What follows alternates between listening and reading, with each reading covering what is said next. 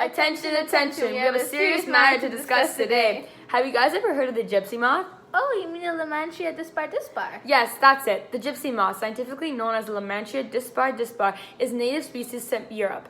It is invasive to Canada and was brought on by accident. On accident? How is that possible? Weren't they first introduced accidentally to Massachusetts in 1869? Yes, that is correct.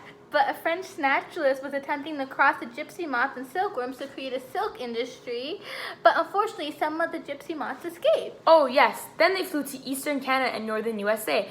They are also mainly found in Quebec, Ontario, and the Maritime provinces. In fact, they exist on the south line from Sault Ste. Marie to North Bay and Mattawa, and also a separate overspread subsists on New Lickard. He ended up bringing them over by Soviet fighters. Yes, it was all on what we call a human cost. The larvae feeds on any plants and leafy trees and some evergreens. It is considered a herbivore since it only feeds on plants, not animals or insects. Our trees could die and will stop growing and affect habitats if the species is not stopped. So far, ways to keep them under control are insecticides, and they are applied to protect ornamental and shade trees by help moving caterpillars away. Also, the egg masses can be removed and we can cut down the infected trees.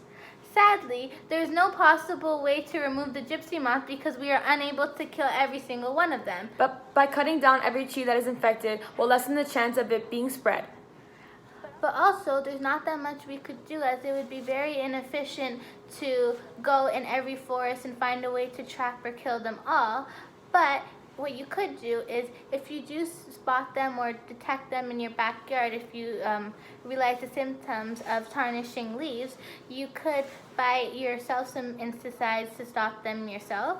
And other effects include they contaminate the waters, which then ruins the whole ecosystem, as, like, for example, salmon and will not be able to migrate. Also, we could prevent these bugs by having the gypsy moth traps on our trees, which help capture them and stop them from spreading. We could also apply sprays to kill them on our trees and keep your yard clean.